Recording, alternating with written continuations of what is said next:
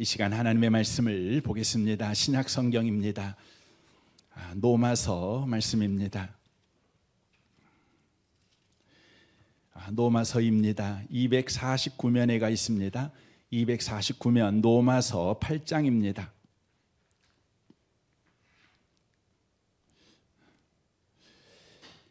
노마서 8장 1절 말씀부터 8절까지 기록된 하나님의 말씀을 보겠습니다. 노마서 8장 1절부터 8절까지입니다.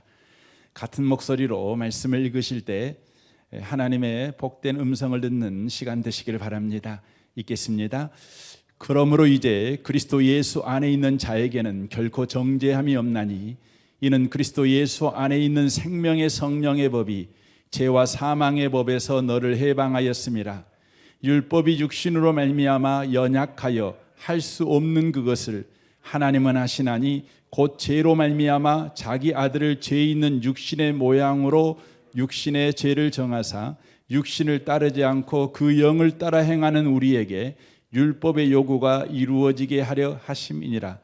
육신을 따르는 자는 육신의 일을, 영을 따르는 자는 영의 일을 생각하나니 육신의 생각은 사망이요 영의 생각은 생명과 평안이니라. 육신의 생각은 하나님과 온수가 되나니 이는 하나님의 법에 굴복하지 아니할 뿐 아니라 할 수도 없음이라. 육신에 있는 자들은 하나님을 기쁘시게 할 수 없느니라. 아멘. 함께 예배하는 모든 분들 가운데 이 말씀의 축복이 함께 하시기를 주님의 이름으로 축원합니다. 오늘부터 노마서 8장을 함께 나누겠습니다. 어떤 성경학자가 이런 말을 했습니다. 성경이 다 불타서 없어진다 해도 노마서 8장만 있으면 구원을 받을 수 있을 것이다 라고 말했습니다. 우리에게는 성경 전체가 필요합니다. 그리고 모든 성경은 우리를 구원하기에 충분한 하나님의 말씀입니다. 그러므로 어느 말씀은 있으면 좋고 어느 말씀은 없어도 된다는 식으로는 말할 수는 없습니다. 다만 이 학자가 이렇게 말하는 것은 노마서 8장이 그만큼 은혜가 충만한 말씀이라는 것을 바로 강조하는 의미일 것입니다. 과연 노마서 8장은 우리가 살아가면서 겪는 치명적인 문제들로 깊고 어두운 밤을 지샐 때 기꺼이 그 어둠을 밟고 일어서서 아침 속으로 걸어 들어가게 하는 놀랍고 경이로우며 은혜 충만한 말씀입니다. 삶의 방향과 목적이 흔들릴 때, 우리가 한 일에 대한 확신이 없을 때, 현재 당하는 고난의 가치와 의미를 몰라 방황할 때, 또 기도할 수 없을 때, 신앙이 무의미하게 느껴질 때, 삶이 홍수에 휩쓸려 가듯 무기력하고 무능하게 되어질 때, 만사가 귀찮고 싫어질 때, 어느 경우를 막론하고 노마서 8장은 우리에게 구원의 말씀이 됩니다. 이런 의미에서 노마서 8장을 우리 모든 성도들이 이렇게 노마서 8장이 시작되는 이 시점부터 꼭 한 절씩이라도 암송해 보라고 고언해 드리고 싶습니다. 한 30일 정도 여러분 계획을 잡고 매일 아침 저녁으로 이 노마서 말씀을 읽으십시오. 쓰셔도 좋겠습니다. 그리고 하루에 한 절씩 꼭 암송을 하셨으면 좋겠습니다. 총 38장 8절까지 되어져 있습니다.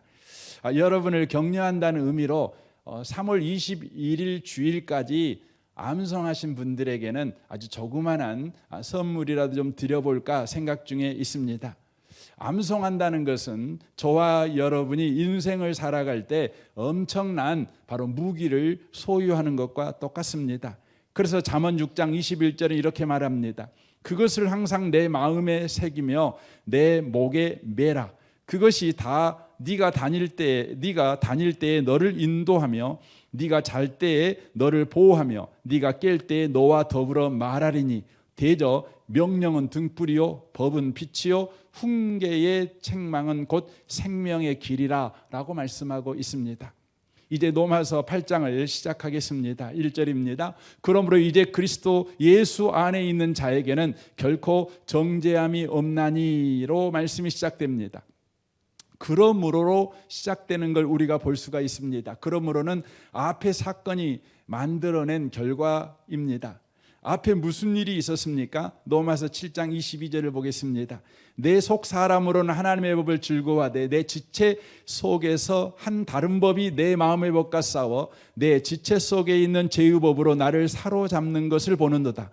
오라 나는 공고한 사람이로다. 이 사망의 몸에서 누가 나를 건져내랴. 우리 주 예수 그리스도로 말미암아 하나님께 감사하리로다. 그런즉 내 자신이 마음으로는 하나님의 법을, 육신으로는 죄의 법을 섬기노라라고 되어 있습니다. 무슨 말씀입니까? 마음에서 선과 악이 싸우지만 악에게 항상 져서 절망하고 절규하는 사람을 하나님이 예수님으로 구원하셨다 말씀이죠. 그러나 구원받은 우리는 여전히 죄를 짓고 살아가는 상태 가운데 있다는 의미의 말씀입니다. 그때 저와 여러분은 이런 질문이 생기게 됩니다. 예수 믿어 구원은 받았지만 다시 죄를 짓는다면 취소되는 것 아닙니까? 이런 질문, 이런 두려움이 우리 가운데 있는 것입니다. 이 질문에 대한 대답이 로마서 8장이 됩니다. 8장은 1절부터 오늘 읽었던 본문을 통해 두 가지로 우리가 받은 구원은 취소될 수 없는 구원이다. 그 이유를 바로 설명을 하고 있습니다. 1절, 2절 먼저 좀 보겠습니다. 그러므로 이제 그리스도 예수 안에 있는 자에게는 결코 정죄함이 없나니 이는 그리스도 예수 안에 있는 생명의 성령의 법이 죄와 사망의 법에서 너를 해방하였음이니라 라고 말합니다. 구원은 취소되지 않는다. 네가 죄를 지어도 다시는 너는 죄인 취급당하지 않는다.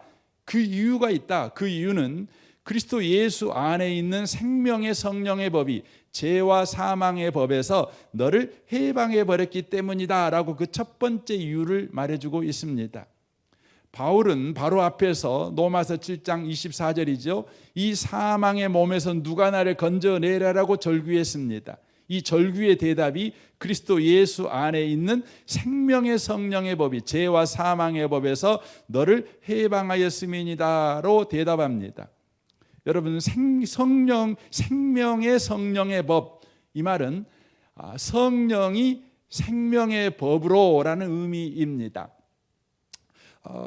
여러분, 성령이 생명의 법으로 죄와 사망에서 우리를 해방해 버렸기 때문에 우리는 다시는 죄인 취급받지 않는다는 것이죠. 우리의 구원은 취소될 수 없다는 것입니다. 그렇다면 성령이 생명의 성령의 법으로 우리를 해방했다는 말이 무슨 뜻인지를 저와 여러분이 이해해야 합니다. 예수님이 우리를 위해 죽으신 것은 2000년 전 사건입니다. 역사적 사건이죠. 역사적 사건이라는 의미를 우리는 꼭 기억해야 합니다. 이 말은 이미 오셨고 이미 죽으셨고 이미 구원을 완료하셨다는 것입니다. 그러므로 이제 뒤집을 수 없고 번복할 수 없고 취소될 수 없다라는 의미가 되는 것입니다. 그런데 이 취소될 수 없는 구원이 지금 우리에게 일어났다는 것입니다. 어떻게 이런 일이 일어났습니까? 바로 성령께서 우리에게 오셔서 예수 그리스도가 하신 구원 사건이 우리의 삶에 오늘날 실제가 되게 해버렸다는 것입니다. 바로 예수의 구원 사건이 지금 우리의 삶을 통치하는 살아있는 법이 되게 해버렸다는 겁니다. 여기서 법이라고 하는 것은 통치했다는 개념입니다. 그러니까 예수의 십자가의 구속 사건, 그리고 죽은 자 가운데 부활한 이 사건이 지금 성령으로 말미암아 믿는 자들의 삶에 살아 역사하는, 바로 통치하고 있다는 말이 되는 것입니다. 이것이 생명의 성령의 법이라는 의미라고 하는 것입니다. 성령이 누구이시기에 2000년 전에 일어난 사건을 오늘 우리에게 일어난 구원 사건으로 만들어 버릴 수 있는 것입니까? 8장 2절을 다시 한번 보겠습니다. 이는 그리스도 예수 안에 있는 생명의 성령의 법이라고 말합니다. 성령을 소개할 때 그리스도 예수 안에 있는 성령, 이렇게 소개하고 있는 것입니다. 이 부분을 더 자세하게 9절은 이렇게 말합니다. 만일 너희 속에 하나님의 영이 거하시면 너희가 육신에 있지 아니하고 영에 있나니 누구든지 그리스도의 영이 없으면 그리스도의 사람이 아니라라고 말합니다. 이로 인하여서 성령님을 이렇게 호칭을 할 때 두 가지로 또 다르게 호칭하는 걸 보게 됩니다. 하나님의 영 그리고 그리스도의 영 이렇게 호칭한다는 것입니다. 이는 성령님은 하나님이시며 예수 그리스도 자신이 된다는 의미가 되는 것입니다. 예수님이 우리를 구원하시기에 2000년 전에는 육신을 입고 오셨지만 이제 구원을 완성하신 후 지금은 영으로 우리 안에 오셨다, 이런 의미입니다. 그러므로 성령은 예수 그리스도가 영으로 우리 안에 거하시는 분이라는 것이죠. 다시 말씀드리면 성령님은 구원을 완성하신 예수 그리스도가 영으로 우리 안에 거하시는 분, 이렇게 말씀을 드릴 수 있습니다. 그러므로 성령을 모시고 살아가는 자는 지금 우리 가운데 살아 역사하는 구원을 완성하신 예수님을 모시고 사는 것이 되는 것입니다. 다시 한번 말씀을 드릴까요? 성령님을 모시고 산다는 것은 구원을 완성하신 그 예수님이 지금 그 구원을 가지고 우리 속에서 살아 역사하시는 분을 모시고 사는 것과 같다, 이렇게 말씀을 드릴 수 있습니다. 그러므로 저와 여러분이 예수님을 내 주, 내 하나님으로 고백하게 된 것입니다. 갑자기 저와 여러분이 예수님을 믿는 마음이 생겼고 예수님을 믿게 되었습니다. 예수님의 이름으로 기도하는 자가 되었습니다. 하나님을 아버지라고 부르는 자가 되었습니다. 더 나아가서 이 성령님 때문에 우리는 날마다 예수님이 살아 역사하시는 경험을 사면서 살 수 있게 되어버렸습니다. 이것을 가르쳐 구원 경험이라고 말합니다. 이것을 또 다른 말로 말하면 영생이라고 말하는 것입니다. 영생은 뭡니까? 예수님을 아는 것입니다. 안다는 건 경험한다는 것입니다. 구원을 완성하신 주님이 지금 내 안에 들어오셔서 살고 계십니다. 역사하고 계십니다. 무슨 역사를 하고 계십니까? 완성하신 구원을 바로 저와 여러분이 경험하도록 지금 일하시고 계신다는 것이죠. 바로 그 예수님을 우리가 경험하는 것입니다. 이게 바로 영생이 되는 겁니다. 다른 표현으로 구원 경험이 되는 것입니다. 이로 인하여서 저와 여러분은 예수를 믿은 사람의 구원은 취소될 수 없다는 것을 우리가 매일매일 구원을 바로 경험함으로 말미암아 확인하게 되는 겁니다. 저는 이 아침에 오신 복 있는 분들이 매일매일 구원을 완성하신 예수님이 영으로 여러분 안에 들어와 지금 활동하고 계시니 바로 그분을 매일 경험하는 삶을 꼭 사시기 바랍니다. 그리하여서 저와 여러분이 바로 취소될 수 없는 구원을 받은 자이구나, 이것을 확신하는 인생을 계속해서 살아가는 분들이 꼭 되시기를 바랍니다. 지금 성령께서 죽어버리신 분이 아니에요. 지금 성령께서 생명의 법으로 지금 우리 가운데 역사하고 있다는 것이지요. 그러면 어떻게 우리는 매일매일 이 구원을 경험할 수 있는 것입니까? 로마서 10장 9절부터 10절입니다. 메시지 성경으로 보겠습니다. 우리가 전하는 메시지의 핵심은 바로 이것입니다. 하나님을 받아들이며 예수가 나의 주님이라고 말하십시오. 예수를 죽은 자들 가운데서 살려내실 때 하셨던 일을 지금 우리 안에서도 행하고 계신 하나님의 일을 마음과 몸을 다해 받아들이십시오. 그렇습니다. 바로 그것입니다. 다시 한번 말씀드릴까요? 예수를 죽은 자들 가운데서 살려내실 때 하셨던 일을 지금 우리 안에서도 행하고 계신 하나님의 일을 마음과 몸을 다해 받아들이십시오. 그렇습니다. 바로 그것입니다. 이는 여러분이 무엇인가 해내는 것이 아닙니다. 여러분은 그저 하나님을 소리내어 부를 뿐입니다. 그분께서 여러분을 위해 일하실 것을 신뢰하면서 말입니다. 이것이 바로 구원입니다.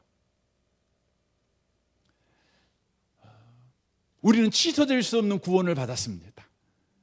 성령이 우리 안에 들어오자 2000년 전에 나를 위해 죽으신 예수님, 나의 구원을 위해 죽은 자 가운데서 부활하신 그 예수님이 믿어지는 일이 벌어졌습니다.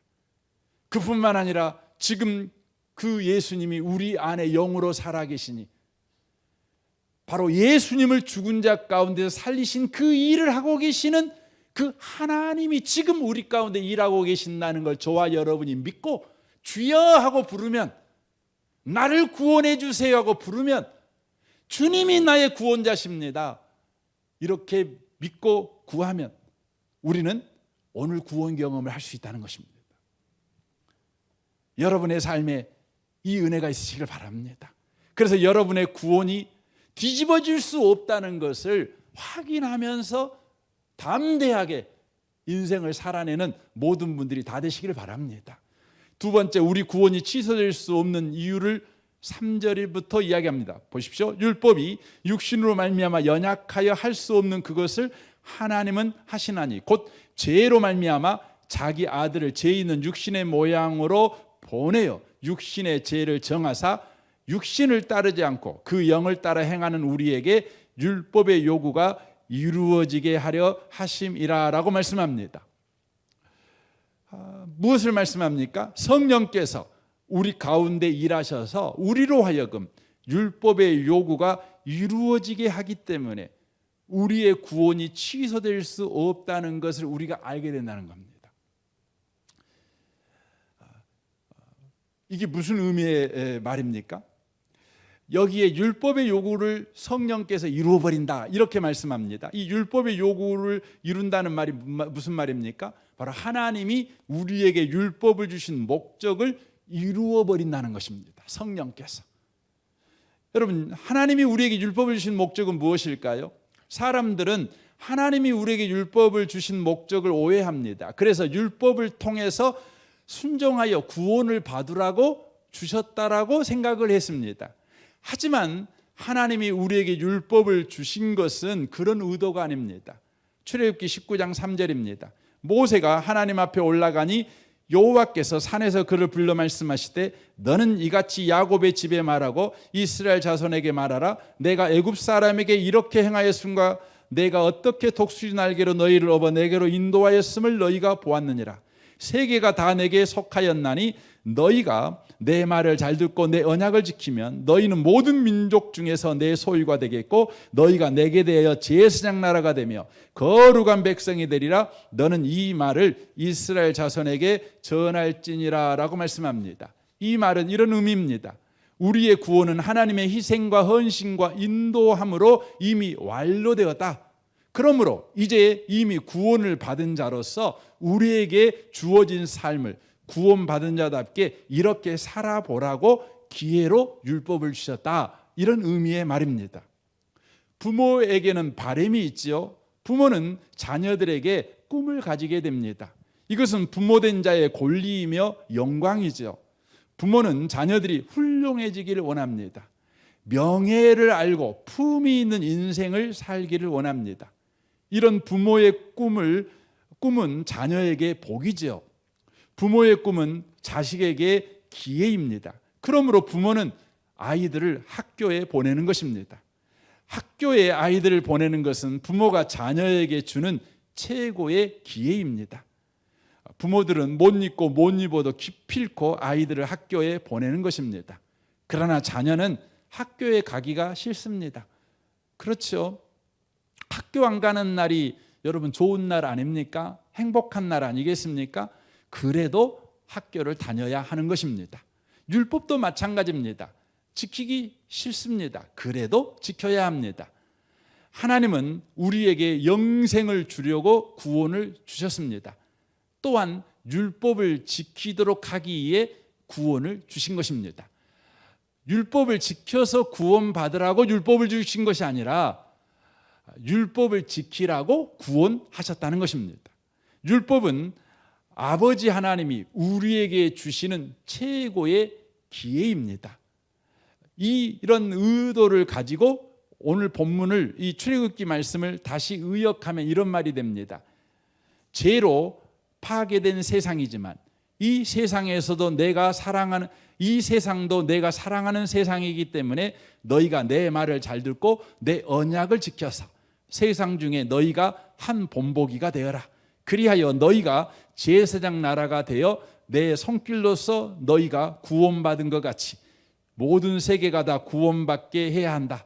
그러기 위해서 너희는 내 율법과 명령을 지켜서 구원받은 자가 어떻게 사는지를 보여주어라. 이렇게 기회를 주신 것입니다. 그러나 죄의 본성이 남아있는 우리는 스스로 율법을 지킬 수가 없습니다. 왜냐하면 율법은 인격이 아닙니다. 여러분, 도덕책이 이 인격이 아니지요. 그래서 도덕 점수 100점 맞으면 도덕적인 사람이 되느냐? 그렇지는 않습니다. 율법 그 자체는 인격이 아니기 때문에 죄를 극복하도록 돕는 역할과 기능이 없습니다. 온도계에 불과합니다.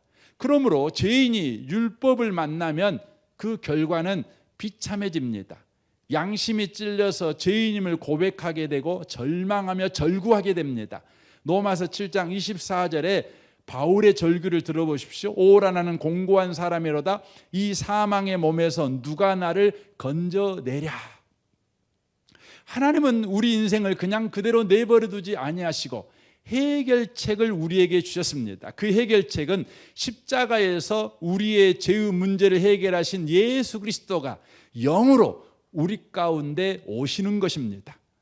바로 우리가 이 성령을 힘입어 살 때 율법의 요구가 이루어지게 되는 것입니다. 그래서 오늘 로마서 8장 4절 메시지 성경으로 보겠습니다. 마침내 그동안 응할 수 없었던 율법 조문의 요구가 우리에게 응할 수 있게 되었습니다.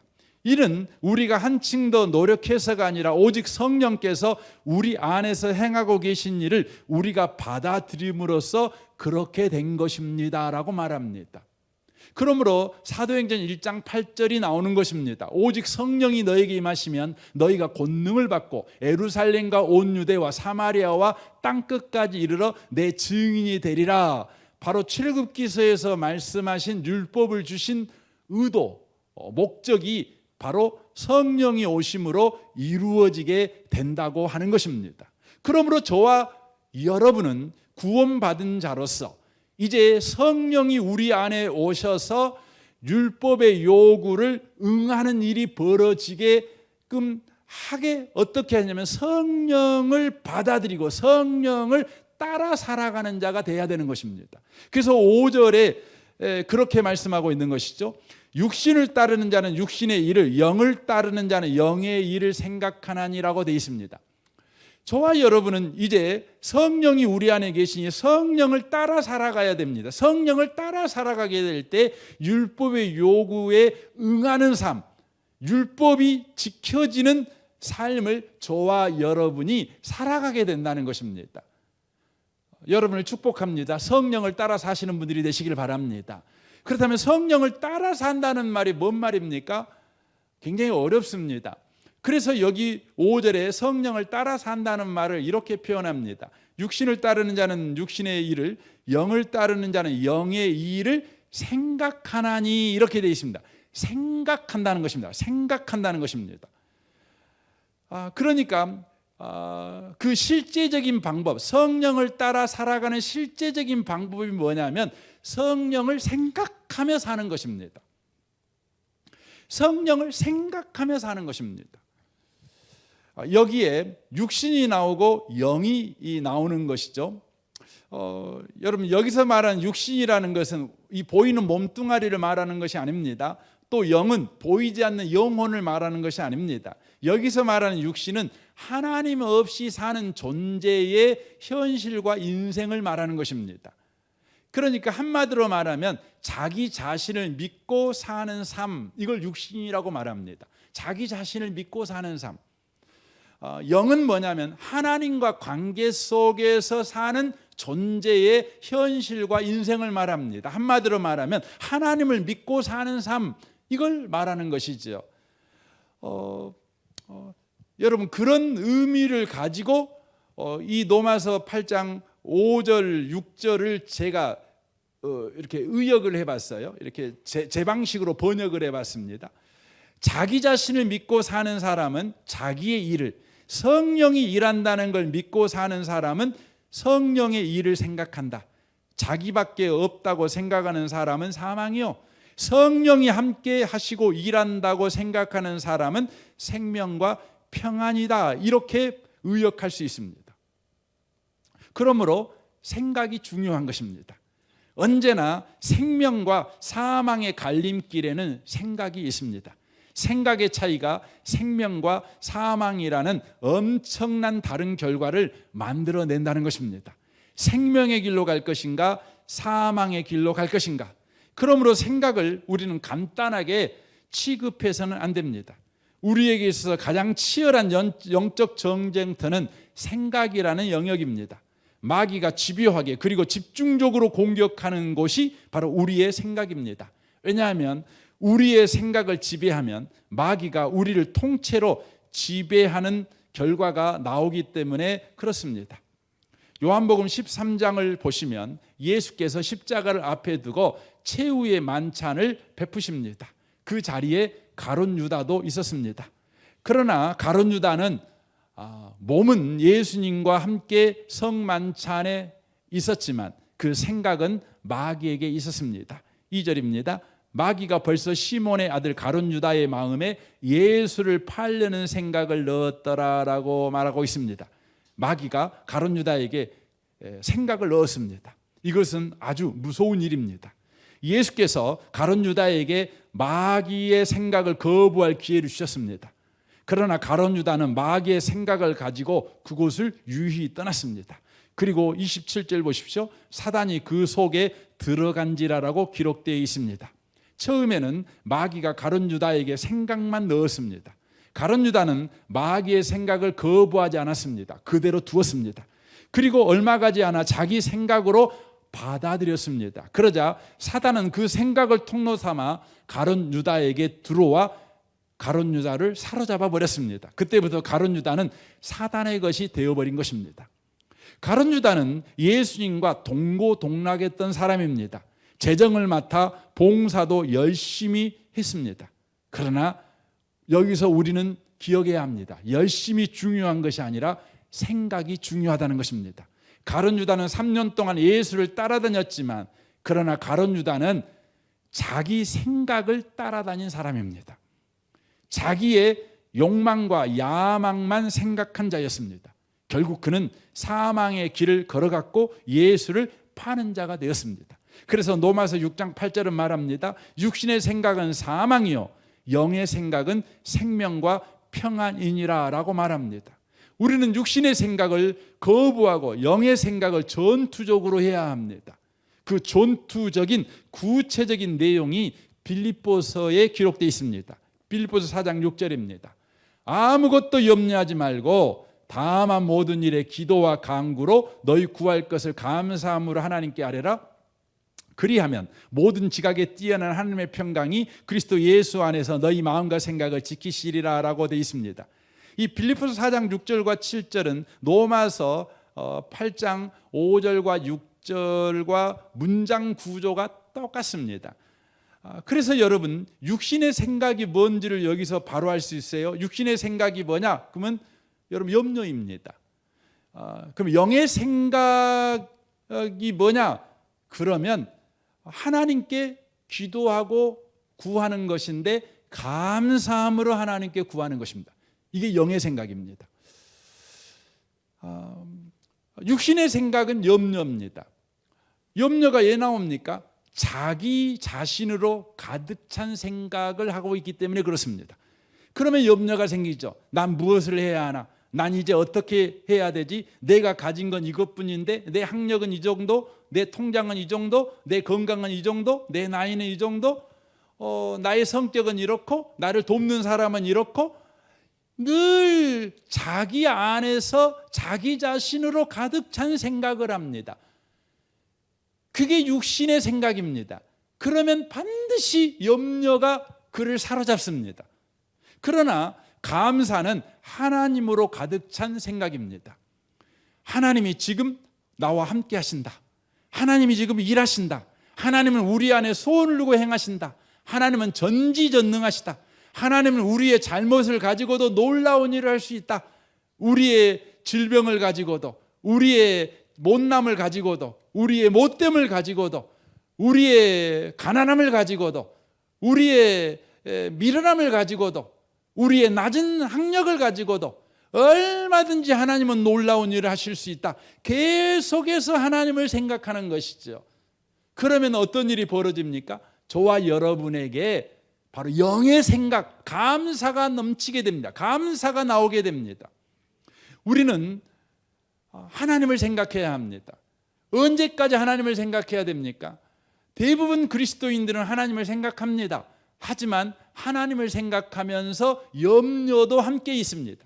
그 이유는 뭐냐면 하나님 생각으로 충만하지 않기 때문에 그렇습니다. 하나님의 생각으로 충만해야 합니다. 그 증거가 뭐냐면 감사입니다. 그러므로 하나님 생각을 언제까지 해야 되냐면 감사가 터져 나올 때까지 하나님을 생각하는 것입니다. 영의 생각입니다. 성령의 생각입니다. 지금 내 안에 구원을 완료하신 예수님이 들어오셔서 십자가에서 하신 일, 사망 가운데서 하신 일, 바로 그 일을 지금 우리 가운데 하고 계신다. 이걸 계속해서 생각하는 것입니다. 감사가 나올 때까지요. 그때요, 저와 여러분에게 무슨 일이 벌어집니까? 하나님의 말씀이 지켜집니다. 내가 지킨 것이 아닙니다. 머리 대신 주님이 내 몸을 사용하여 말씀을 지키는 것입니다. 말씀대로 살아가게 하는 것입니다.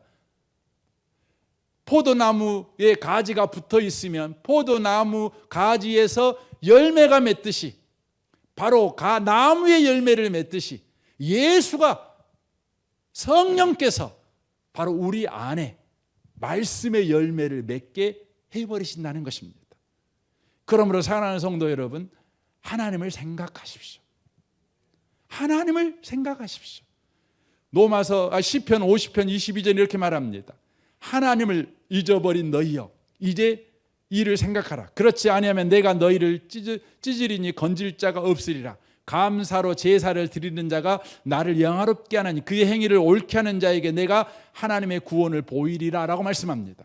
여기 하나님을 잃어버린 것과 대조로 감사를 소개하고 있습니다. 이 말은 하나님을 기억하는 것의 동의어가 감사라는 것을 알 수가 있습니다. 곧 하나님을 잃어버린 것의 반대말이 감사이듯이 하나님을 기억하는 것의 동의어는 감사라는 것입니다. 하나님을 기억해야 합니다.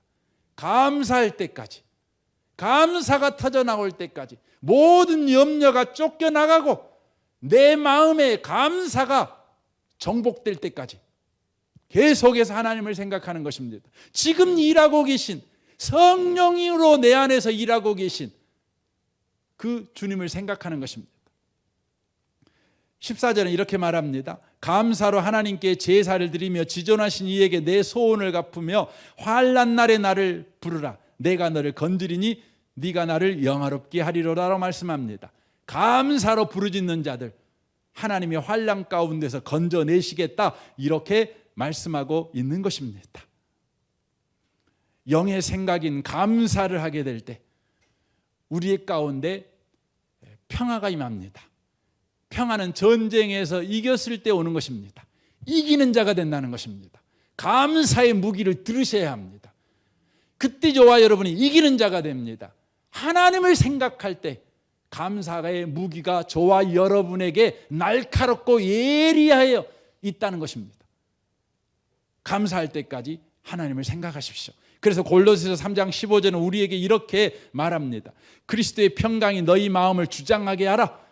너희는 평강을 위하여 한 몸으로 부르심을 받았으니 너희는 또한 감사하는 자가 되라. 이렇게 말씀하고 있습니다. 이 아침에 오신 복 있는 성도 여러분, 우리의 구원은 취소될 수 없습니다. 성령이 지금 생명의 성령의 법으로 우리 가운데 구원을 완료하신 예수님의 일을 지금 하고 있기 때문에 그렇습니다. 더 나아가 우리 가운데 성령께서 하나님의 말씀을 지키는 자가 되도록 역사하고 있습니다. 우리는 성령을 따라 살아야 합니다. 하나님을 생각해야 합니다. 그것이 성령을 따라 사는 것입니다. 감사할 때까지 하나님을 생각해야 합니다. 그것이 성령을 따라가는 것입니다. 그때 저와 여러분은 말씀을 지켜지는 자가 됩니다. 내가 노력해서가 아닙니다. 지켜지는 겁니다. 그래서 로마서 오늘 본문 8장 7절 8절을 제가 긍정문으로 바꿔봤습니다. 우리 7절 8절은 이렇게 부정문으로 되어 있습니다. 육신의 생각은 하나님과 온수가 되나니 이는 하나님의 법에 굴복하지 아니할 뿐에 할 수도 없습니다. 육신에 있는 자들은 하나님을 기쁘시게 할 수 없느니라 이렇게 되어 있죠. 근데 이 본문 말씀을 성령의 생각을 하면 무슨 일이 벌어지는가로 제가 한번 바꿔봤습니다. 매사에 성령이 함께 계시며 일하신다고 생각하고 사는 사람은 하나님의 친구가 되나니 이는 자기의 방법을 내려놓고 하나님의 법에 순종할 뿐 아니라 복종할 수도 있습니다. 성령이 일하신다는 걸 받아들이는 사람은 하나님을 기쁘시게 할 수 있느니라. 저와 여러분의 인생이 이 놀라운 말씀에 참여하는 인생이 되시기를 주님의 이름으로 축원합니다. 아멘.